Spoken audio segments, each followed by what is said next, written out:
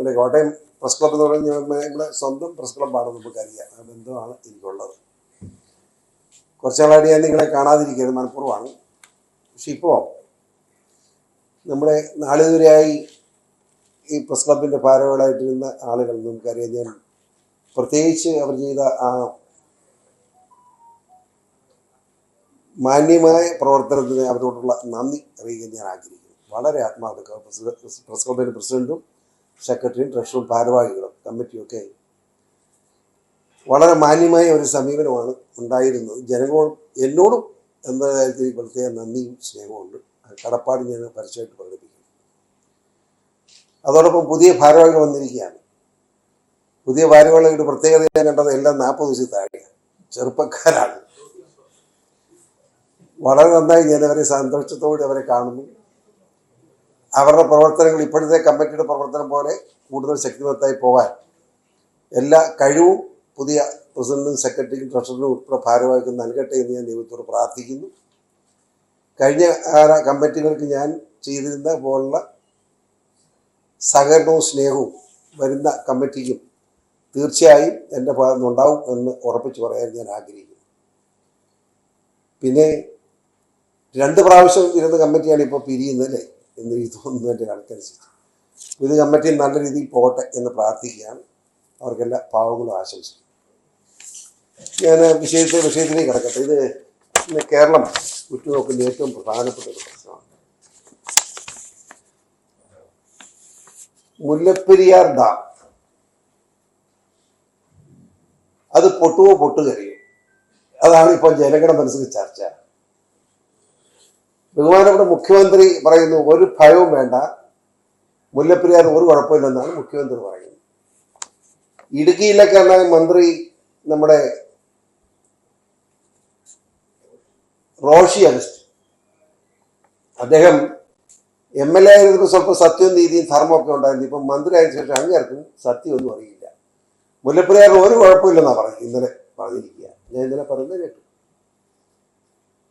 മുല്ലപ്പെരിയാർ എന്ന് പറഞ്ഞാൽ 1886 എഗ്രിമെന്റ് വെച്ച് 1895 പണി പൂർത്തീകരിച്ച് 96 എഗ്രിമെന്റ് വെച്ച് പാട്ടക്കരാറുണ്ടാക്കി തുടങ്ങിയ ഡാമാണ്. അപ്പം 130 വർഷമായി ഈ ഡാം തുടങ്ങി പണി വെച്ചിട്ട്. ഇങ്ങനെ മനസ്സിലാക്കേണ്ട പ്രധാനപ്പെട്ട കാര്യം, 50 വർഷത്തെ കൂടുതൽ ഒരു ഡാമിനും ആയുസില്ലെന്ന് ശാസ്ത്രലോകം മുഴുവൻ ഉറക്കെ പ്രഖ്യാപിക്കുക. അങ്ങനെ ശാസ്ത്രലോകം മുഴുവൻ പറയുന്ന കാര്യമാണ് നമ്മുടെ ബഹുമാനപ്പെട്ട മുഖ്യമന്ത്രിയും ഇറിഗേഷൻ മന്ത്രിയും പറയുന്നത് ഒരു കുഴപ്പമില്ല. നീ എന്താ മറുപടി പറയുന്നത്? ഒരു സംശയം വേണ്ട, എത്രയും വേഗം ഡാം പൊളിച്ചു മാറ്റണം. 35 ലക്ഷത്തോളം ജനങ്ങളുടെ ജീവനും സ്വത്തിനും സംരക്ഷണം ഉണ്ടാക്കണം. വർഷങ്ങൾക്ക് മുമ്പ് 1300 അടി, ഇപ്പോഴത്തെ ഡാം ഇരിക്കുന്നിടത്തു നിന്ന് 1300 അടി താഴെ ഡാം, പുതിയ ഡാം നിർമ്മിക്കുന്നതിന് വേണ്ടി തമിഴ്നാട് സർക്കാരും കേരള സർക്കാരും എഗ്രിമെന്റ് വെച്ച്, റിട്ട് എഗ്രിമെന്റില്ല, തത്വത്തിൽ യോജിച്ച് സ്ഥലം കണ്ടെത്തിയതാണ്. ആ സ്ഥലം അവിടെ ഇപ്പോഴും കിടപ്പില്ലേ? അതൊന്നും ഒഴുകിപ്പോയില്ലല്ലോ. എന്തുകൊണ്ട് അവിടെ പുതിയ ഡാം പണിയുന്നില്ല? തമിഴ്നാടിന് വെള്ളം കൊടുക്കുന്ന അഭിപ്രായം നമുക്കില്ല. തമിഴ്നാടിന് വെള്ളവും കേരളത്തിലെ ജനങ്ങൾക്ക് സംരക്ഷണവും, ഇതായിരിക്കണം മുദ്രാവാക്യം. കാരണം തമിഴ്നാട്ടിലെ 3 ജില്ലയല്ല 5 ജില്ലകളിലെ ജനങ്ങളുടെ കൃഷിയും കുടിവെള്ളവും ഈ വെള്ളമാണ്. അതുകൊണ്ട് വെള്ളം കൊടുത്തേ തീരും, തമിഴ്നാടിന് വെള്ളം കൊടുത്തേ മതിയാവും. പക്ഷേ അതിൻ്റെ പേരിൽ നമ്മുടെ 35 ലക്ഷത്തോളം, പ്രത്യേകിച്ച് ഇടുക്കി, കോട്ടയം, ആലപ്പുഴ, പത്തനംതിട്ട, എറണാകുളം ഉൾപ്പെടെയുള്ള 5 ജില്ലകളിലെ ജനങ്ങൾക്ക് ബുദ്ധിമുട്ടുണ്ടാക്കുന്ന, അവരുടെ ജീവൻ സംരക്ഷിക്കാൻ കഴിയുമെന്ന് ഭയപ്പെടുന്ന നിലയിൽ ഒരു ഡാം പൊട്ടലുണ്ടായാൽ ആ സാഹചര്യം നിങ്ങൾ വിലയിരുത്തണം. ഒരു കാരണവശാലും നമുക്ക് അംഗീകരിക്കാൻ പറ്റാത്ത നിലയാണ്. ഉടൻ ഒട്ടും താമസം വേണ്ട, ഡാം സംബന്ധിച്ചൊരു തീരുമാനം എടുക്കണം. കോടതിയിൽ പോയിരിക്കുന്ന കോടതിയുടെ കാര്യം മിണ്ടി ഉടനെ കേരള മുഖ്യമന്ത്രി കോടതി എന്നാണ്. എന്തിനു കോടതി? സുപ്രീം കോടതി എന്ത്? ബഹുമാനപ്പെട്ട കോടതിയെ സമീപിച്ചാൽ കോടതിയുടെ ഇടപെടലുണ്ടാവും. നമ്മുടെ കേരള സർക്കാരാണ് കോടതിയിലേക്ക് പോയത്, അവിടെയാണ് കോടതി ഇടപെടൽ വന്നത്. ഞാൻ ചോദിക്കും, ഇന്ത്യ സഖ്യം എന്ന് പറഞ്ഞ് ബായി എന്ന് പറഞ്ഞാണ് പിണറായി വിജയനും സ്റ്റാലിനും നടക്കുന്നത് അല്ലേ? ഈ രണ്ടും ഒന്നാണല്ലോ. ഇൻഡിസെക്റ്റീവ് അങ്ങനെയല്ലേ പറയുന്നത്. നേരെ രണ്ടും കൂടെ ഒരു മണിക്കൂർ കുത്തിയിരുന്ന് സംസാരിച്ച് തീരാനുള്ള പ്രശ്നമല്ലേ ഉള്ളൂ. രണ്ടും കൂടെ ആലോചിക്കണം, ഉടനെ കുത്തിയിരുന്ന് ചർച്ച ചെയ്യണം. കേരളത്തിലെ ജനങ്ങളുടെ ജീവൻ സ്വത്തും സംരക്ഷിക്കണം, തമിഴ്നാടിന് വെള്ളം കൊടുക്കണം, അതിനുള്ള തീരുമാനം ഉടനെ എടുക്കണം എന്നാണ് എനിക്ക് അഭ്യർത്ഥിക്കാനുള്ളത്. ഇതാണ് എനിക്ക് പറയാനുള്ളത്. ആ കാര്യമാണ് ഞാൻ നോട്ടിൽ നിങ്ങളോട് പറഞ്ഞിട്ടുള്ളത്. നിങ്ങളത് വായിച്ചു കാണും എന്ന് ഞാൻ പ്രതീക്ഷിച്ചു. വായിച്ചില്ലേ? ഇല്ലെങ്കിലും മനസ്സിരുത്തി വായിക്കണം. ഞാൻ ഒരു കാര്യം പറയാം. ഈ ഡാമിന്റെ കാര്യം പരിശോധിക്കാൻ വേണ്ടി 5 തവണ പെറ്റീഷൻ കമ്മിറ്റിയുടെ ചെയർമാൻ എന്ന നിലയിൽ ഞാൻ ഉൾപ്പെടെ, ഞാനെന്ന് പറയുമ്പം ആ കമ്മിറ്റിയിൽ ഉണ്ടായിരുന്ന ഒന്ന് CPM MP ജയരായൻ, കണ്ണൂർ ജില്ലാ secretary, August KPC secretary August ഉൾപ്പെടെയുള്ള അതിപ്രഗത്ഭന്മാരായ MLA ഉൾപ്പെടെ വിവിധ രാഷ്ട്രീയ കക്ഷി നേതാക്കന്മാർ ഉൾപ്പെടെയുള്ള പെറ്റീഷൻ കമ്മിറ്റി, ഞാനായിരുന്നു അതിന്റെ ചെയർമാൻ. 3 പ്രാവശ്യം പെറ്റീഷൻ കമ്മിറ്റി ചെയർമാൻ ഞാനായിരുന്നു. ആ കമ്മിറ്റി അടിസ്ഥാനത്തിൽ 5 പ്രാവശ്യം ഈ മുല്ലപ്പെരിയാർ സന്ദർശിച്ചിട്ടുണ്ട്. അവിടെ തമിഴ്നാടുകാരൻ മറ്റൊന്ന് പോലെ ചെയ്യാവുന്ന പോലെ നമ്മളെ ഉപദ്രവിക്കാനുള്ള പണികളെല്ലാം ചെയ്ത് കിട്ടുന്നുണ്ടായിരുന്നു. പക്ഷേ നമുക്ക് അത് അംഗീകരിച്ചു കൊടുക്കാൻ കഴിയില്ല. അതുകൊണ്ട് തീർച്ചയായും ക്ഷമിക്കണം, ഇത് ഓഫ് ചെയ്യാനും പറ്റിയില്ല, ക്ഷമിക്കുക.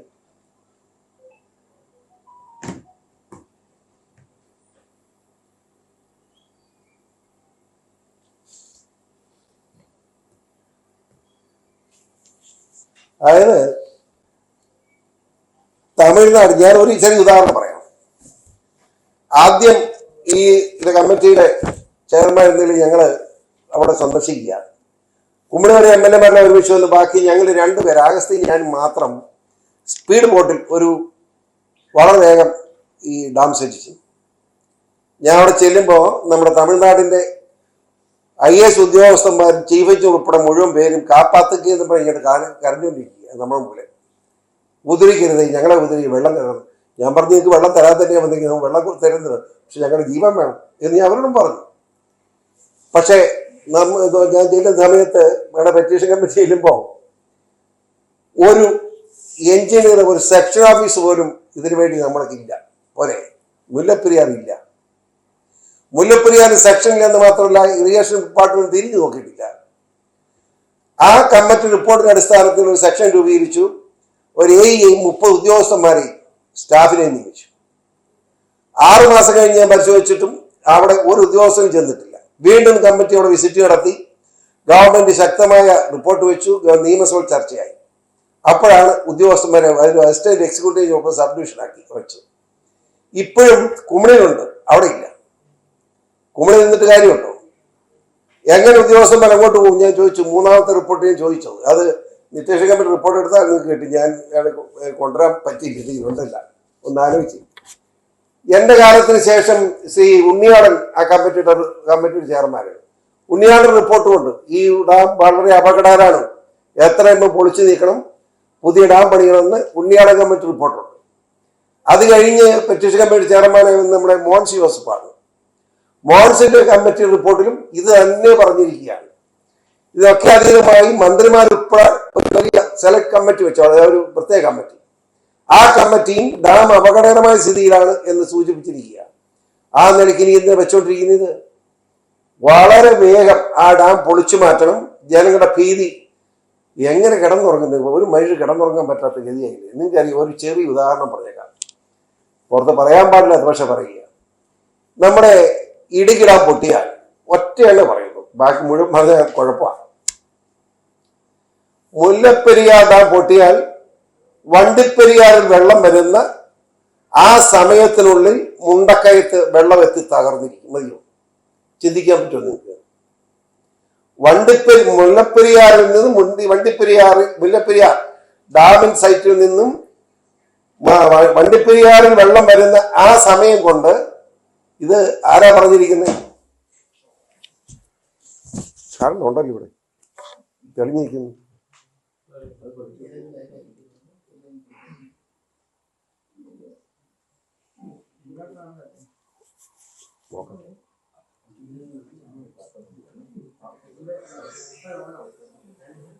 ടോട്ടൽ പോയതാ.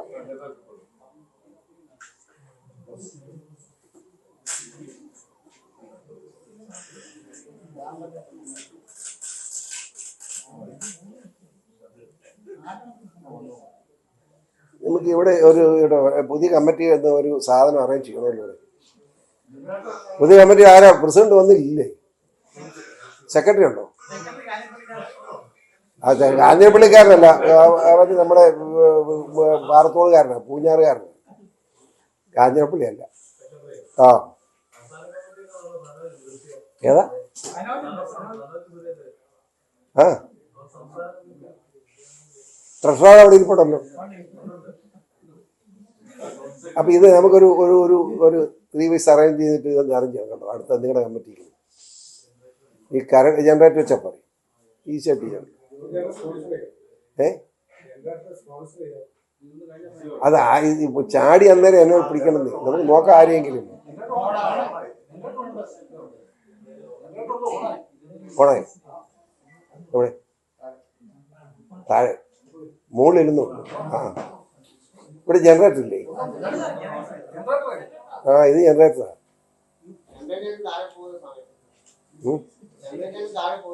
അതാ താമസിച്ചത്. അത് ഞാൻ പറഞ്ഞു തന്നെ മനസ്സിലായില്ല. നമുക്ക് ന്യായമായി ജനങ്ങളുടെ മുമ്പിൽ ഒന്നും പറയാനില്ല. ജനം ചോദിച്ചു എന്തുകൊണ്ട് ഇത് പണിയുന്നില്ല എന്ന് വെച്ചാൽ പണിയാൻ ഒന്നുമില്ല. അതായത് നിങ്ങൾ നോട്ടൊന്ന് വായിക്കുമ്പോൾ നിങ്ങൾക്ക് മനസ്സിലായി. ഏകദേശം കാരണം വെച്ചിട്ടുണ്ട് 8000 ഏക്കർ സ്ഥലമാണ്. അനുബന്ധമായിട്ട് 100 ഏക്കർ കൂടെ കൊടുത്തിരിക്കുന്നത്. ഇനി 1 ഏക്കറിന്റെ പാട്ടം എത്രയാണ്? 5 രൂപ മതിയോ? 1970 ആണ് ആ പാട്ടക്കരാറൊന്ന് പുതുക്കിയതിനൊന്നും മിണ്ടിയിട്ടില്ല. പുതുക്കിയപ്പോൾ എന്താ ഇതെന്നറിയാം, അതും തെറ്റായി പോയി. അതിനകത്ത് ഏക്കറിന് 30 രൂപ, 5 നല്ല 30 രൂപ ആക്കി. അത് മതിയോ? ഏറ്റവും പ്രധാനപ്പെട്ട കാര്യം, ഈ വെള്ളം ഉപയോഗിച്ച് വൈദ്യുതി ഉണ്ടാക്കാൻ പാടില്ല എന്ന് വളരെ വ്യക്തമായ നിർദ്ദേശം ഉണ്ടായിരുന്നു. ആ വെള്ളം ഉണ്ടാക്കുന്നതിന് ഒരു തർക്കം ഉണ്ടായപ്പോൾ അവിടെ ഒരു അമ്പയർ നിശ്ചയിച്ചു. ആ അമ്പയറുടെ വിധി വന്നു, ഒരു കാരണവശാലും ഈ വെള്ളം ഉപയോഗിച്ച് വൈദ്യുതി ഉപയോഗിക്കാൻ തമിഴ്നാടിന് അധികാരമില്ല എന്ന് പറഞ്ഞു. പക്ഷേ അധികാരമില്ലെന്ന് പറഞ്ഞെങ്കിലും തമിഴ്നാട് വെള്ളം വൈദ്യുതി ഉണ്ടാക്കിക്കൊണ്ടിരുന്നു. രസമല്ല, നമ്മുടെ അത്യാവശ്യം തമിഴ്നാട്ടിൽ നിന്ന് വൈദ്യുതി ഇങ്ങോട്ട് വാങ്ങും. ആ കൊടുക്കുന്ന വില നമ്മുടെ വെള്ളം ഉപയോഗിച്ചുണ്ടാക്കുന്ന വൈദ്യുതിക്ക് നമുക്ക് കിട്ടേണ്ടത് തരുന്നില്ല. അത് സൗജന്യമാണ്. 70 നമ്മുടെ മുഖ്യമന്ത്രി ഒപ്പിട്ട് കൊടുത്തപ്പോ 54 മുതൽ മുൻകാല പ്രാബല്യം കൂടി കെടുത്തിച്ച് കുഴപ്പമില്ല ഉണ്ടോ? ഒന്ന് ആലോചിച്ച്, ലോകത്ത് ഇടപാടുണ്ടോ? 54 മുതൽ ഉൽപ്പാദിപ്പിച്ച വൈദ്യുതിയും ഞങ്ങൾ സമ്മതിച്ചിരിക്കുന്നു. ഫ്രീ ആയിട്ട് വൈദ്യുതി ഉണ്ടാക്കാൻ അനുവദിച്ചിരിക്കുന്നു. അതുവരെ വൈദ്യുതി ഉണ്ടാക്കാൻ അനുവാദമില്ലായിരുന്നു. അപ്പോൾ വലിയ കടുങ്കയാണ് നടന്നിട്ടുള്ളത്. ഇത് ഒരു തമിഴ്നാടിന്റെ കടന്നുകയറ്റവും കൊള്ളത്തരവുമാണ്. കൊള്ളക്കാരെ പോലെയാണ് തമിഴ്നാട് നമ്മോട് പെരുമാറുന്നത്. ഇത് അനുവദിച്ചു കൊടുക്കാൻ കഴിയില്ല. മുഖ്യമന്ത്രി പിണറായി വിജയൻ വളരെയേറെ സൗഹൃദത്തിലാണ് സ്റ്റാലിനുമായിട്ട് ഇന്ത്യ സഖ്യമാണെന്നറിയുന്നു. അതുകൊണ്ട് ഉടൻ തന്നെ ഇന്ത്യ സഖ്യ ഇടപെടണം, എന്നിട്ട് പ്രശ്നം പരിഹരിക്കണം. ഏതായാലും ഈ വിഷയം ഇങ്ങനെ കാര്യങ്ങൾ ഞാൻ നോക്കിയിട്ട് ഇപ്പോൾ ആകെ ജനങ്ങൾക്ക് രക്ഷ എവിടെയാണുള്ളത്? ആകെ ഒരു മോദിജിയിൽ മാത്രമാണ് രക്ഷ കാണുന്നത്. വേറെ അടുത്ത് എന്തായാലും നോക്കാം. നമ്മുടെ വയനാട് കണ്ടില്ലേ? വയനാടിലെ മനുഷ്യൻ മുഴുവൻ ദുഃഖമായിട്ട് കിടക്കുമ്പോൾ നമ്മുടെ മുഖ്യമന്ത്രിക്ക് ഒന്നും നടക്കാനും അവിടെ പോകാനൊന്നും പറ്റിയില്ല. രോഗികൾ കിടക്കുന്നിടത്ത് വെച്ച് പുറത്ത് വന്നിട്ട് രോഗികളൊക്കെ കിടപ്പുണ്ടല്ലേ എന്ന് പറഞ്ഞ് പുള്ളി സ്ഥലം വിട്ടു. എന്താ പ്രധാനമന്ത്രി ഡൽഹിയിൽ നിന്ന് ഇവിടെ എത്തി ആ വയനാടിലെ മുഴുവൻ ദുരന്ത മേഖലകളിലും സന്ദർശിച്ചു. എന്ന് മാത്രമല്ല, ആരും കടന്നു ചെല്ലാത്ത ദുരന്ത മേഖലയിലേക്കും പിണറായിക്ക് പോലും ചിന്തിക്കാൻ കഴിയാത്ത നിലയിൽ ബഹുമാനപ്പെട്ട മോദിജി കടന്നു ചെന്നു. എന്നിട്ടോ അദ്ദേഹം പോയപ്പോൾ എന്താ പറഞ്ഞത്? പണം ഒരു പ്രശ്നമല്ല, ഇവിടെ ഉള്ള ആളുകൾക്ക് പുനരധിവാസം കൊടുക്കാൻ ആവശ്യമുള്ള പണം നൽകാൻ തയ്യാറാണ് എന്ന് പറഞ്ഞിട്ട് അദ്ദേഹം പോയി. ഉടനെ നമ്മുടെ മുഖ്യമന്ത്രി, അതാ സ്വഭാവം പ്രശ്നങ്ങൾ, ഉടനെ അദ്ദേഹത്തിന്റെ ഡിമാൻഡ് ഒരു 2000 കോടി രൂപയ്ക്ക് എന്നേക്കാൻ മതി. 2000 കോടി എന്നേക്കാൻ കാശ് കൊടുക്കാന്ന് പറയും. എന്തിനാ 2000 ചോദിക്കണ്ടേ, പറയണ്ടേ? കേന്ദ്രത്തിൽ പ്രധാനമന്ത്രിയും ഓഫീസ് ചോദിച്ചു, കണക്ക് തരാൻ പറഞ്ഞു. കണക്ക് തന്നേരെ രൂപ വന്നേക്കാന്ന് ഇപ്പോഴും കണക്ക് കൊടുത്തിട്ടില്ല. ഈ നിലയിൽ കേരളം അധപ്പതിച്ചു എന്ന് പറയാതിരിക്കാൻ പറ്റില്ല. ഈ വിഷയത്തിലും മുല്ലപ്പെരിയാറിലെ 35 ലക്ഷത്തോളം വരുന്ന ഞങ്ങളുടെ ജീവന്റെ സ്വത്തിന്റെ പ്രശ്നമാണ്. ഇതും ശക്തമായി പ്രധാനമന്ത്രിയുടെയും കേന്ദ്ര ഗവൺമെന്റിനെ ശ്രദ്ധപ്പെടുത്തും എന്ന് മാത്രമാണ് എനിക്ക് പറയാനുള്ളത്.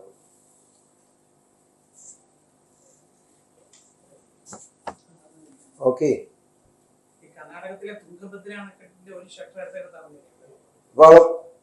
എത്ര പേര് പോയത് കണ്ടായിരുന്നല്ലോ. അതായത് ഈ സുർക്കി എന്ന് പറയുന്നത് കുമ്മായവും ഒരു പശയും ചേർത്തുണ്ടാക്കുന്ന ഒരു മിശ്രിതമാണ്. ഇവിടെ ഇപ്പോ നമ്മുടെ സുർക്കിയോട്ട് പണിത ഡാമായത്. ഈ ഡാമില് ഒരു ദിവസം 30 ടൺ സുർക്കിയാണ് ഒഴുകിപ്പോകുന്നത്. ഇത് ഈ ഡാമിനിടയ്ക്കൂടെ ഈ കല്ലിനിടയ്ക്ക് വന്നിച്ച് ഒഴുകി പൊക്കോണ്ടിരിക്കും. ഞാൻ അതിൻ്റെ അടിയിൽ ഇറങ്ങിയിട്ടുണ്ട്, അതുകൊണ്ടാണ് അങ്ങനെ പൊക്കോണ്ടിരിക്കുക. അപ്പൊ അത്രയും അവർക്ക് കണക്കാക്കി 30 ടൺ സുർക്കി ഒഴുകുന്നുണ്ടെന്ന്. ആ 30 ടണ്ണിന് തുല്യമായിട്ട് സുർക്കി അത് ഗാലറി ഉണ്ട്, അവർ അടിച്ചു കയറ്റിക്കൊണ്ടിരിക്കുക. അതുകൊണ്ടാണ് ഇപ്പൊ പിടിച്ചു നിൽക്കുന്നത്. ഇതിന് മുമ്പ് പോയനെ ഇത്രയും വിഷമിക്കണം. പുതിയ ഡാമൊക്കെ കൊടുത്താൽ പോരെ.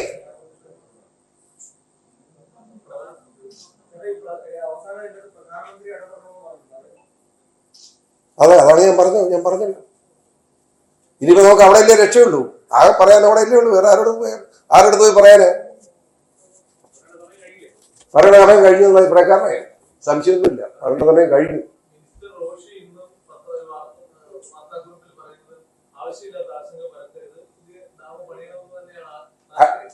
ആ മാന്യം തിരുവനന്തപുരത്തായ കിടപ്പേ, ഇടുക്കിയിലല്ലല്ലോ.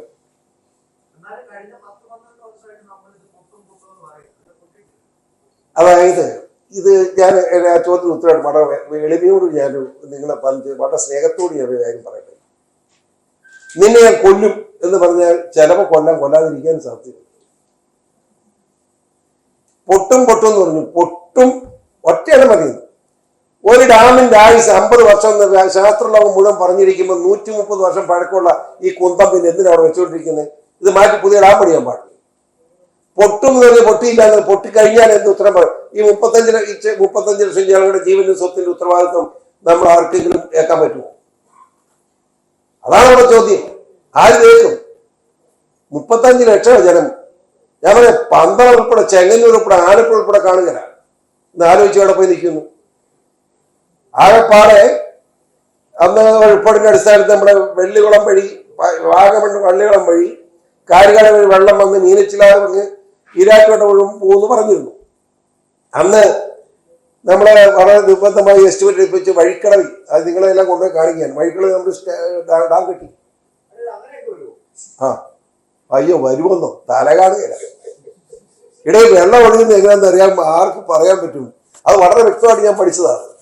അതായത് സ്വാഭാവിക സംശയം വേണ്ട. നമ്മളപ്പോ അത് തെളിവുകൾ പറയാം. നിങ്ങളെ കൂടെ കാണിക്കാതെ നമ്മളവിടെ ഡാം പണിതു. വഴിക്കടവിൽ ഡാം പണിതപ്പോൾ ആ വെള്ളം എന്നിട്ട് തിരിച്ച് ഇടുക്കിയിലേക്ക് ഡൈവേർട്ട് ചെയ്തു. നിറഞ്ഞ് ഉള്ളക്കിടക്കുക അവിടെ. സംശയമുണ്ടോ വെള്ളം വരുന്നുള്ളതിന്?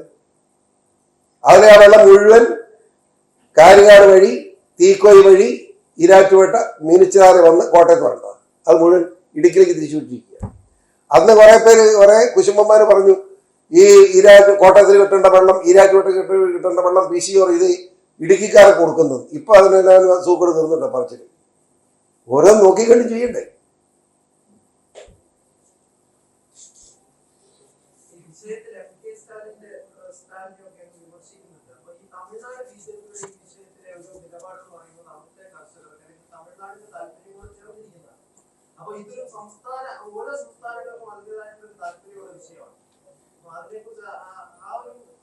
ആ അവസ്ഥ മനസ്സിലാക്കിക്കൊണ്ടാണ് എന്നെ പൊന്നനിയെ ഞാൻ പറഞ്ഞത്.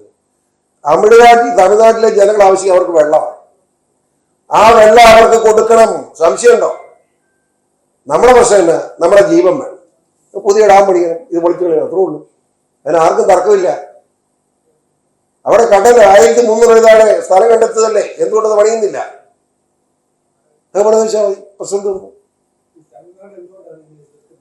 തമിഴ്നാട് എതിർക്കുന്നത് നമ്മളതിലെ ഗുണവധികാരമാണ്. എന്തിനാ തമിഴ്നാടിനെ കുറ്റം പറയുന്നത്? തമിഴ്നാട് അപ്രൂവ് ചെയ്യാനുള്ള 1300 താഴെ ഈ സ്ഥലം കണ്ടെത്തിയത്. അപ്പൊ അന്നെന്താ വെച്ചത്? ഇതൊക്കെ കോടികളുടെ കൈമാറ്റമല്ലേ മക്കളെ. അതിനെ പിന്നെ ഞാൻ വിശദീകരിച്ച് പറയുന്നില്ല. ഞാൻ ഈ ഒരു നല്ല ഒരു സന്ദേശം ഇരിക്കുമ്പോൾ ആരെയും മോശക്കാരനാക്കാൻ ആഗ്രഹിക്കുക. അതുകൊണ്ട് പറയാത്തെ എന്നെ കൂടുതൽ പറയേണ്ടി വരും. നമ്മുടെ കാർബൺ ക്രെഡിറ്റ് ഫണ്ട് ഉൾപ്പെടെയല്ലേ ഇറങ്ങുന്നത്. പക്ഷെ എവിടെ പോയി നിൽക്കിയത്? കെ ടി തോമസ് എന്ത് പറഞ്ഞു? അങ്ങനെ അവിടെ പോയി കിടന്നോളാൻ പറ കെ ടി തോമസിനോട്. ഇതായി കിളവനും അയാൾക്കൊക്കെ ഇനി എത്ര കൊല്ലം ജീവൻ കിട്ടാനാണ്? നിങ്ങളെ പറ്റി ഞാൻ ചിന്തിക്കുന്നത്. ഇവിടുത്തെ പ്രസ് ക്ലബിന് ഭാഗം 40 വയസ്സിൽ താഴെ അവരെ പറ്റി ഞാൻ ചിന്തിക്കുന്നത്. മനസ്സിലായോ? വായു തൊണ്ണൂറായി ഇപ്പൊ ഇത് വളരെ കാലം പിടിച്ചങ്ങോട്ട് കവിയുടെ പോയിരിക്കുന്നത് വലിയ അവൻ ആശങ്കപ്പെട്ടിട്ട് കാര്യമില്ല. നിങ്ങൾ ആശങ്കപ്പെടണം. അതാ ഞാൻ നിങ്ങൾക്ക് വേണ്ടിയാണ് പറയുന്നത്.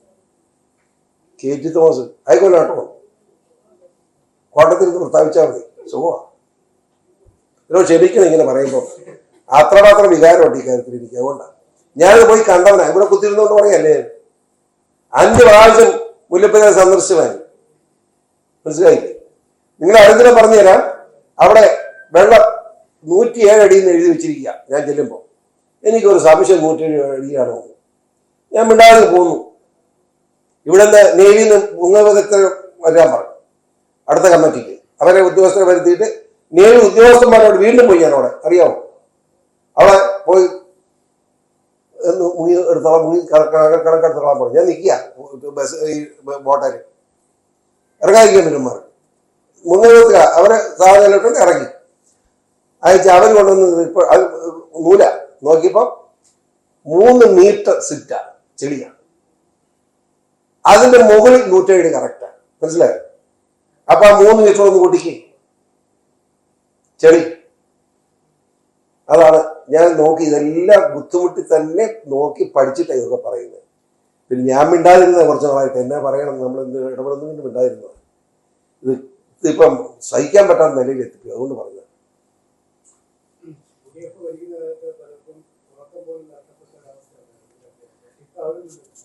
അത് ഞാൻ അങ്ങനെ വരുമ്പോൾ ഒന്ന് ചോദിക്കണം. പുള്ളി അത് മാനസിക വിഭ്രാന്തി എന്ന് പറയുന്നത്. അതിനൊക്കെ നമ്മൾ മറുപടി പറയാൻ പോകണം. എന്നോട് ചോദിക്കാം. ഒരാളുടെ മാനസിക വിഭ്രാന്തിക്ക് അത് നല്ല ഉറക്കോട് കൊടുക്കാന്നുള്ളതാണ്. വേറെ മാർഗമൊന്നുമില്ല.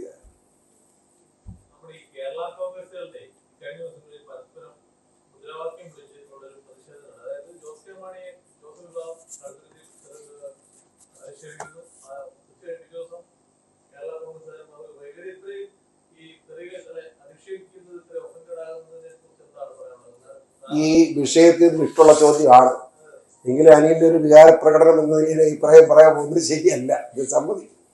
എൻ്റെ ഒരു അഭിപ്രായം പറയാം. ഞാൻ ഇവിടെ തന്നെ മാസം ഈ കുന്നം കേരള കോൺഗ്രസ് എന്ന പാർട്ടിയെ പിരിച്ചുവിടണം. മനസ്സിലായോ? ഇത് വെച്ചോണ്ടിരിക്കുന്നത് ആർക്കും വേണ്ട, കൈക്കൽ പിടിച്ച് കാശുണ്ടാക്കാൻ വേണ്ടി കുറെ കള്ളന്മാർക്ക്. അതിനല്ലേ കേരള കോൺഗ്രസ്? ആർക്ക് എന്ത് ഗുണം കേരള കോൺഗ്രസ് ഉണ്ട്? ഇവിടെ ക്രിസ്ത്യാനിയെ വളർത്താനാണെന്ന് പറഞ്ഞ് കേരള കോൺഗ്രസ് ക്രിസ്ത്യാനിക്ക് വല്ല ഗുണം കിട്ടിയിട്ടുണ്ടോ? ക്രിസ്ത്യാനിയെ ജോസഫും മാണിക്കും 10 ചക്രം ഉണ്ടായിരുന്നല്ല വേറെ ആർക്കുണ്ടായി? മാണി ഉണ്ടാക്കിയ ചില്ലറ എല്ലാവരും ജോസ് കെ മാണിയിലുണ്ട്. അവർ ജോസ് കെ മാണിക്ക് സൂചിച്ചിങ്ങനെ ഡൽഹി കൂടെ ഒക്കെ സരിതിയൊക്കെ എടുത്ത് നടക്കാം. അല്ല എന്താ കാര്യം? അതെ, ഡെമോക്രാറ്റ് ഏത് പാർട്ടിയാണ്? അങ്ങനെ ഒരു പാർട്ടി ഉണ്ടോ?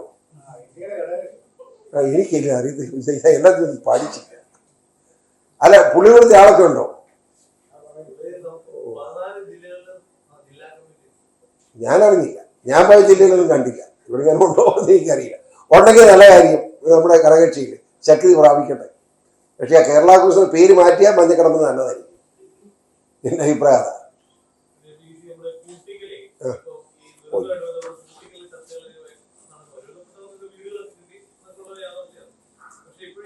പാലം ഉണ്ടായിരുന്നു.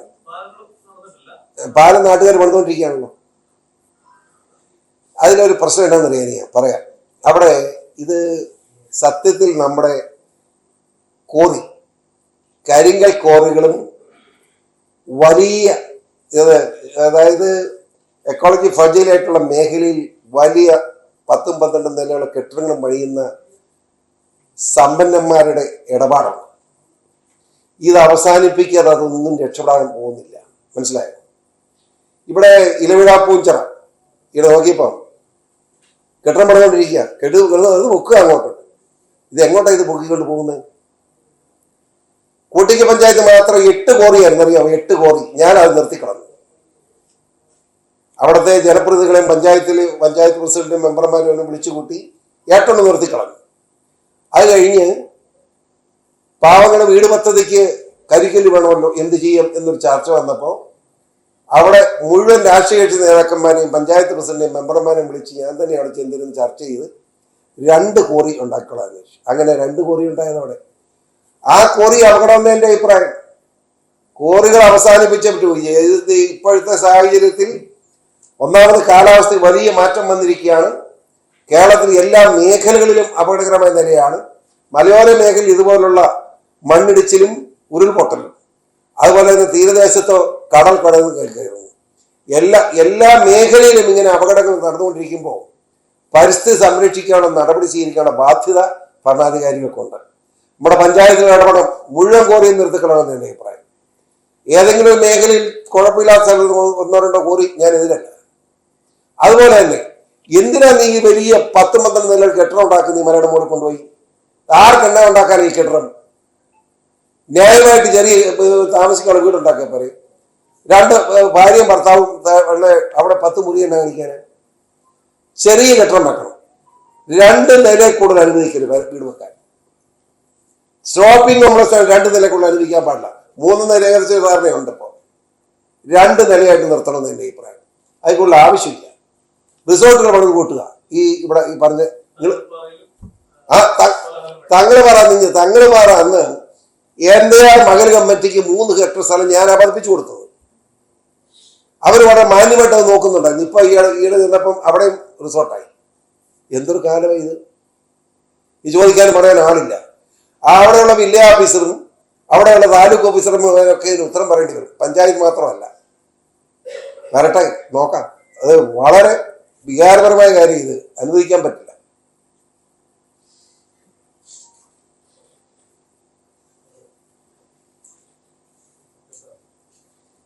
ഒരു ചെറിയ കാര്യം പറയട്ടെ. നമ്മുടെ തൊടുപുഴ മുനിസിപ്പാലിറ്റിയില് എനിക്ക് നിങ്ങൾ കണ്ടായിരിക്കില്ല ഇലക്ഷൻ. അവിടെ BJP 8 മെമ്പർമാർ. അവിടെ ഒരു ചെയർമാൻ കൈക്കൂലിക്കാരനാണ് എന്ന് കൈക്കൂലി മേടിച്ച് തെളിഞ്ഞതിൻ്റെ അടിസ്ഥാനത്തിൽ അയാളെ കേസ് പ്രതിയായി അയാളെ രാജിവെക്കണമെന്ന് ആവശ്യപ്പെട്ട് ആദ്യം സമരം നടത്തിയത് അതിന് ഉദ്ഘാടനം ഞാനായിരുന്നു. അയാൾ രാജിവെച്ച് പോയി. അത് കഴിഞ്ഞ് ഇപ്പൊ ഇലക്ഷൻ നടന്നു. ആ ഇലക്ഷൻ നടന്നപ്പോൾ ഒരു പ്രത്യേകത, CPM സ്ഥാനാർത്ഥിക്ക് മുസ്ലിം ലീഗ് വോട്ട് ചെയ്തിരിക്കുന്നത്. അതെന്ത് ഇടപാടാണ്? അതെന്നാ രാഷ്ട്രീയം നിങ്ങൾ പറഞ്ഞു? അവിടെ മുസ്ലിം ലീഗും കോൺഗ്രസും ഒരു പ്രശ്നമില്ലല്ലോ. അപ്പൊ ഞാൻ നോക്കിയപ്പോ എനിക്ക് മനസ്സിലായത് CPM-ന്റെ സ്ഥാനാർത്ഥി മുസ്ലിം ആയിരുന്നു, കോൺഗ്രസിന്റെ സ്ഥാനാർത്ഥി ഹിന്ദു ആയിരുന്നു. മുസ്ലിം ലീഗിന്റെ മുസ്ലിങ്ങളെല്ലാം ഹിന്ദുവിന് വോട്ട് ചെയ്യാതെ മുസ്ലിമിന് വോട്ട് ചെയ്തു. അതല്ലേ ജാതി മതം നോക്കി രാഷ്ട്രീയം മാറി എന്നല്ലേ ഇതിനർത്ഥം? വലിയ വികാരപരമായി ചിന്തിക്കേണ്ട ഒരു കാര്യമല്ലേ കേരളം പോലൊരു മതേതര സ്റ്റേറ്റിൽ ഇത്രയും വൃത്തികെട്ട നടപടിയിലേക്ക് മുസ്ലിം ലീഗ് പോകാം? പാലക്കാട് താങ്കൾ അറിഞ്ഞുകൊണ്ടാണോ എന്ന് എനിക്ക് സംശയം. കാരണം ഇതുവരെ നടപടിയായിട്ടില്ല. മുസ്ലിം ലീഗിലെ കുഞ്ഞാലിക്കുട്ടി അറിഞ്ഞോ ഇത്? കുഞ്ഞാലിക്കുട്ടിയുടെ സ്വഭാവം ഇതായിരുന്നില്ലല്ലോ. സ്വഭാവം മാറിയോ? പിണറായി വിജയന്റെ മുസ്ലിം പ്രീണന രാഷ്ട്രീയം അത് കോൺഗ്രസ് മുസ്ലിം പ്രീണന രാഷ്ട്രീയമാണല്ലോ. ഈ മുസ്ലിം പ്രീണന രാഷ്ട്രീയമായിട്ട് UDF LDF എവിടെ പോയി എത്തും? സ്വയം ആലോചിക്കണം എന്ന് UDF-നോടും LDF-നോടും പറയാൻ ഞാൻ ആഗ്രഹിക്കുന്നു. ഇപ്പൊ മനസ്സിലായല്ലോ കോൺഗ്രസ്സുകാരന്റെ കിട്ടേണ്ട വോട്ട് 5 എണ്ണം മുസ്ലിം ലീഗുകാരൻ നേരെ കൊണ്ട് കൊടുത്തത് CPM-ന്. എന്നാ കാര്യം? മുസ്ലിം സ്ഥാനാർത്ഥിയായിരുന്നു CPM പോരെ. അപ്പൊ മതം നോക്കിയാണോ സ്ഥാനാർത്ഥി വോട്ട് ചെയ്യുന്നത്? അപ്പൊ കേരളത്തിൽ അങ്ങനെയാണെങ്കിൽ നമ്മളിപ്പോ ആലോചിക്കേണ്ടി വരും. ഇവിടെ ഇപ്പൊ ചെയ്യാവുന്നത് ഭാരതത്തെ സ്നേഹിക്കുന്ന ഭാരതീയരായിട്ടുള്ള മുസ്ലിങ്ങളും ഇവിടുത്തെ ഹൈന്ദവരും ഇവിടെ SC/ST വിഭാഗങ്ങളും ക്രൈസ്തവരും ചേർന്നുള്ള ഒരു മുന്നണി സെറ്റപ്പ് കേരളത്തിൽ ഉണ്ടാകേണ്ടി വരും. അല്ലെങ്കിൽ ഈ കൊള്ളയ്ക്ക് ഈ വർഗീയതയെ അവസാനിപ്പിക്കാൻ കഴിയില്ല എന്നാണ് എൻ്റെ ചിന്ത. അത് പറയേണ്ടി വന്ന് ദുഃഖിക്കുന്നു. പറയാതിരിക്കാൻ നിവൃത്തിയില്ല. ഏതാ ആയിരിക്കണമല്ലോ. ഈ എവിടെ പൊട്ടുന്ന അവിടെ രാഷ്ട്രീയം ആർക്കെവിടെ പോകാൻ സ്വാതന്ത്ര്യമുണ്ട്. പക്ഷേ ഈ കോൺഗ്രസ് എന്തിനാണ്? രാഹുൽ ഗാന്ധി ഉത്തരം പറയണം. രാഹുൽ ഗാന്ധി പറയണ്ടേ ഈ മുസ്ലിം ലീഗുമായിട്ട് യോജിച്ചു പോകുന്നത് ശരിയോ? ഇവിടെ നമ്മുടെ VD സതീശനുണ്ടല്ലോ, പ്രതിപക്ഷ സതീശൻ എന്ന് പറയട്ടെ, അല്ലെ സുധാകരൻ KPC പ്രസിഡന്റ് പറയട്ടെ ഉത്തരം. നിങ്ങൾ മുസ്ലിം പ്രീണനമായിട്ട് പോകുന്നു കോൺഗ്രസ്, പക്ഷേ യഥാർത്ഥ മുസ്ലിങ്ങളായിട്ടുള്ള ലീഗിന്റെ പ്രതിനിധികൾ ഇടതുപക്ഷത്തിനും CPM-നും വോട്ട് ചെയ്യുന്നു. പിന്നെ നിങ്ങൾ എന്തിന് ഈ മുസ്ലിം പ്രീണനം? അപ്പൊ എന്താ അർത്ഥം? അത് ദേശീയ മുസ്ലിങ്ങളല്ല, മുസ്ലിം ലീഗിലും ദേശീയ മുസ്ലിങ്ങളല്ല, ഭാരതീയ സംസ്കാരം ഉൾക്കൊള്ള മുസ്ലിങ്ങളല്ല. കണ്ടില്ലേ, ബലൂൺ കൊടുത്തപ്പം പാകിസ്ഥാന്റെ പടമാണ്. നിങ്ങൾ വായിച്ചു കാണുമല്ലോ. കേരളത്തിലാന്ന് ഓർക്കണം. പിള്ളേര് ഓണത്തിന് പൊട്ടിക്കാനായിട്ട് ബലൂണി ബലൂൺ മേടിച്ചപ്പോ ഊതി കഴിഞ്ഞു പാകിസ്ഥാന്റെ കൊടി, പാകിസ്ഥാൻ സിന്ദാബാദ് പോരെ. ആ നിലയിൽ ഈ കേരളത്തിലെ മുസ്ലിം ഭീകരവാദികൾ വളർന്നിരിക്കുന്നു എന്നത് ഓർത്താൻ എല്ലാവർക്കും നല്ലതാണ്. അത്ര പറയുന്നു, അതും പറയാതിരിക്കാൻ പറ്റില്ല, അതുകൊണ്ട് പറഞ്ഞു. പലരും അങ്ങനെ ഒരു ബിഷപ്പിനെ പോലൊരു വലിയ മനുഷ്യൻ എന്നെ പറ്റി നല്ലത് പറഞ്ഞ് എനിക്ക് നന്ദി, വളരെ നന്ദിയുണ്ട്. തീർച്ചയായിട്ടും അതെ. ഞാൻ എന്നെ ഒരു കാര്യത്തിലും വിട്ടുവീഴ്ച ചെയ്യാൻ തയ്യാറില്ല. പാലായി എന്തിന് പൂജാറ്റ് മത്സരിക്കാൻ പാലായിക്ക് വന്ന് പാലായില്ലോ? എന്റെ പൊന്നു മാനെ, ഞാൻ എവിടെ നിന്നാലും ജയിക്കും, മനസ്സിലായോ? ഒന്നും പേടിക്കണ്ട. ഞാൻ ഇന്നലെ കോതകൾ പോയിട്ടില്ല, മനസ്സിലായല്ലോ. ആദിവാസിയിൽ 5 ഊരിലെ ജനങ്ങളും ഒറ്റക്കെട്ടായിട്ട് BJP ചേർന്നു. ഞാൻ ചെന്നതാണ്. എന്നെ കാണണം എന്നുള്ള ഡിമാൻഡ് അവർക്കുള്ളത്. എന്നെ കണ്ടതേ അവർ ചേർന്നിരിക്കുന്ന പ്രഖ്യാപിച്ചു, മനസ്സിലായോ? ദൈവാനുഗ്രഹം കൊണ്ട് എനിക്ക് അനുഗ്രഹമൊക്കെ കിട്ടുന്നുണ്ട്, ഒരു കുഴപ്പമില്ല. BJP കേരളത്തിൽ 26 അധികാരത്തിൽ വരണം, അതാണ് ഞാൻ ആഗ്രഹിക്കുന്നത്. ജയിക്കാൻ പറ്റും. ഏതെന്ന് വെച്ചാൽ നല്ല മത്സരം കാഴ്ചവെക്കാൻ കഴിയുമെന്ന് എനിക്ക് ഉറപ്പുണ്ട്. എനിക്ക് ഏത് മണ്ഡലമാണെങ്കിലും പാട്ട് പറയുന്ന ഏത് മണ്ഡലത്തിൽ മത്സരിക്കാം. നിർണായകമായ ശക്തിയായി BJP വളർത്താൻ എനിക്ക് കഴിയും. നല്ല മത്സരം കാഴ്ചവെക്കാൻ കഴിയുന്നതിൽ ഒരു സംശയം വേണ്ട. അത് ഞാൻ ചോദിച്ചിട്ടില്ല, ചോദിക്കാതെ ഇരുന്ന എങ്ങനെ? അല്ല, ഞാൻ ചോദിച്ചില്ല. അല്ല, അത് കുറ്റം പറയണമെന്ന് നമ്മളെ ആവശ്യമില്ല. കുറ്റം അത് ശരിയാണ്. നമുക്ക് അങ്ങ് കുറ്റം പറയാൻ അവകാശമില്ല. കാരണം ഞാൻ ചേർത്ത് ചോദിച്ചില്ല. ചോദിക്കാൻ കാരണം എന്താണെന്ന് വെച്ചാൽ AK ആന്റണിയുടെ മകൻ പറഞ്ഞ ഇങ്ങനെ ആത്മാർത്ഥത്തോടെ നടക്കുന്നത്. നമ്മൾ അതിനകത്തൊരു ഞാൻ ആർക്കിട്ടും പാര വെക്കാനില്ല. അതുകൊണ്ട് നമുക്ക് പോട്ടെ, നമുക്ക് എന്നാ നഷ്ടം? ആ ചോദിക്കുന്ന ആളെന്നിട്ട് ചിരിക്കുകയാണ്. അതെന്താണ് പാടാ?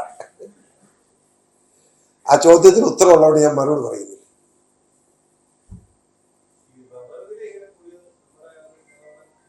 അല്ല, ആരും ഇടപെടില്ല, ഒരുത്തിനും ഇടപെട്ടിട്ടുമില്ല. റബ്ബർ ഇല്ല സാധനം, അതുകൊണ്ട് കൂടിയതാണ്. സ്വാഭാവികമായിട്ട് ഒരു കാര്യമില്ല കേട്ടോ. റബ്ബറിന്റെ വില പോകുമെന്ന് മാത്രമല്ല, ഇപ്പോഴും ഞാൻ പറയുന്നു, റബ്ബർ കൃഷി ചെയ്യരുത്, അപകടമാണ്. റബ്ബർ കർഷകൻ ജീവിക്കാൻ പറ്റാത്ത ആര് റബ്ബർ വെട്ടും? ഒരു 5.5 ഏക്കർ വീട് മുന്നിൽ പോട്ടെ, 5.5 ഏക്കർ നാളെ മുതൽ വെട്ടിയെടുത്തു. ചുമ്മാ വരുന്നോ? നാളെ മുതൽ വെട്ടിയെടുത്തു. എൻ്റെ വീട് നേരെ ഓപ്പോസിറ്റ് 5.5 ഏക്കർ കിടക്കും. റബ്ബറ ഒരു 15 കൊല്ലം ഉണ്ടായിട്ട് ആര് വെട്ടാൻ ആളെ കിട്ടുന്നുണ്ട്? ഇന്ന് വെട്ടാൻ ആള് കിട്ടുകയില്ല. അത് തന്നെയല്ല, ഇത് ലാഭകരമല്ല. നോക്കട്ടെ, 9 കൊല്ലം കഴിയാതെ റബ്ബർ വെട്ടാൻ പറ്റില്ല. മൂന്നാം പക്കം വെട്ട് എന്നാ കിട്ടും? മൊത്തം നോക്കട്ടിൽ നഷ്ടമാണെന്ന് ബോധ്യപ്പെട്ടത് കൊണ്ട് 7-8 വർഷത്തിന് മുമ്പ് നിയമസഭ പ്രസംഗിച്ചു, റബ്ബർ കൃഷി ഉപേക്ഷിക്കണം കൃഷിക്കാർ. ഓരോ കാലാനുസൃതമായ മാറ്റം കാർഷിക മേഖലയിൽ കൃഷിക്കാരൻ വരുത്തണം. അതാണ് ഞാൻ പറയുന്നത്. ഞാൻ ചോദിക്കുന്നത്, റംബുട്ടാൻ വെച്ച് എന്നാ ഇന്ന് ലാഭം? കഥന്റെ കുഞ്ഞച്ചൻ ചേറ്റുവട് ഇക്കൊല്ലം ഈ കഴിഞ്ഞ കൊല്ലം വിറ്റ എത്ര 40 ലക്ഷം രൂപയ്ക്ക്. എൻ്റെ അടുത്ത് വെള്ളിക്കുന്ന ജോഷി എൻ്റെ അടുത്ത് കൊണ്ടുവരുന്നുണ്ട്. അവർ 3 കോടി രൂപ കിട്ടുള്ളൂ. മനസ്സിലായില്ലേ? ഏത് റംബൂട്ടാൻ? പിന്നെ എന്തിനാ കൃഷിക്കാരന് റബ്ബറിന്റെ പുറകെ അവന്റെ ജീവിതം കളഞ്ഞ് റബ്ബർ വെട്ടാൻ നമ്മളത് വെട്ടിയാലോ വേറെ മുഴുവൻ റബ്ബറും ഒട്ടുപാലും കെട്ടി രാവിലെ ഒട്ടുകാലം പറിച്ചുകൊണ്ടിരിക്കേണ്ട ഗതിയാണ്. നമ്മൾ പെണ്ണുങ്ങളെ പോലും അടുത്തു വരികയില്ല നാറ്റം കൊണ്ട്, ഭാര്യ പോലും വീട്ടിൽ. അതുകൊണ്ട് കഴിയുമെങ്കിൽ ഈ റബ്ബർ പരിപാടിയെ നിർത്തി കളയുന്ന എൻ്റെ അഭിപ്രായം. അല്ല, അത് തെറ്റിദ്ധാരണ. കേരള കോൺഗ്രസ് റബ്ബറോട്ട് ഒരു ബന്ധവുമില്ല. അതൊക്കെ ചുമ്മാ, ഞാൻ കേരള കോൺഗ്രസ് ആയിരുന്നല്ലോ, ഞങ്ങൾ ചുമ്മാ പറയാൻ വേണ്ടി റബ്ബർ ബോർഡിന് അങ്ങോട്ട് ഒരു സമരം ചെയ്യും. അതെങ്ങനെ നിങ്ങളെ കൊണ്ട് എന്തെങ്കിലും ഒന്ന് എഴുതിക്കണ്ടേ? അതിനുള്ളൊരു പരിപാടി ആയിരുന്നു. വേറെ കാര്യമൊന്നുമില്ല, സത്യം പറയുന്നുണ്ട്. നിർത്താം, നിങ്ങൾ പറയാതെ നിർത്തുകയില്ല, എനിക്ക് തോന്നാൻ അറിയാലോ. അപ്പൊ എല്ലാവർക്കും നന്ദി. പുതിയ ഭാരവാഹികളെ ട്രഷറർ ഒന്ന് അറിയിച്ചേക്കണം, പ്രസിഡന്റ് സെക്രട്ടറിയെ കേട്ടോ.